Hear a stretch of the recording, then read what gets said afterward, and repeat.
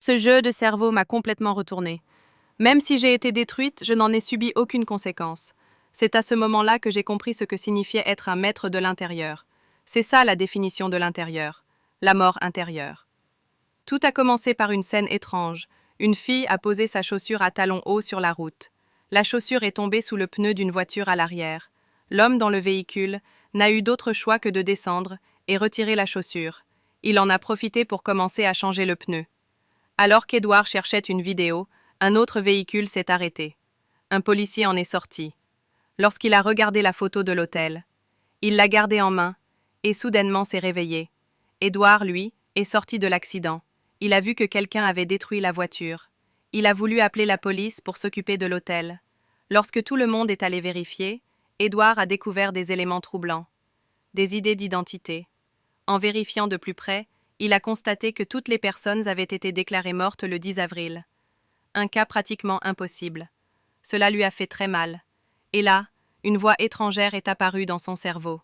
C'était la voix d'un ami imaginaire, créé en 1899, par un certain Miens, un personnage prétentieux. Il a commencé à voir des choses qui n'existaient pas. Cette voix l'a transporté dans un autre espace. Il s'est retrouvé face à un médecin psychologue, dans un lieu étrange. Une série de témoignages d'assassins s'en est suivie. Et là, le choc. Tout ce qui s'était passé dans l'hôtel n'était en réalité qu'un rêve d'Édouard. Son vrai nom? Mike. Sa mère était employée dans un hôtel routier. Son père, absent, avait pourtant témoigné contre Mike. Sa mère, elle, n'avait jamais répondu aux convocations, car elle souffrait de multiples personnalités. Finalement, le jour de son anniversaire, Mike a réveillé sa propre personnalité cachée. Et ce jour-là, il a tué 6 personnes innocentes. Mais le médecin qui l'avait diagnostiqué, c'était lui-même, Mike. Son père? Rien d'autre qu'un employé d'un hôtel routier. Selon les lois locales, si l'hôte d'un trouble dissociatif ne connaît pas son comportement, il n'est pas responsable pénalement. Alors, le médecin lui a donné un conseil étrange. Il lui a dit qu'il devait retourner dans le monde virtuel qu'il avait construit.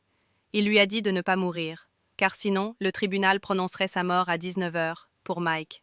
Son seul espoir? Revenir dans son monde virtuel, retrouver qui est vraiment le maître. Pendant ce temps, l'hôtel et le policier réparaient l'hôtel. Et cette phrase, répétée encore et encore, comme une boucle sans fin. L'hôtel et le policier sont en train de réparer l'hôtel. Encore, encore et encore.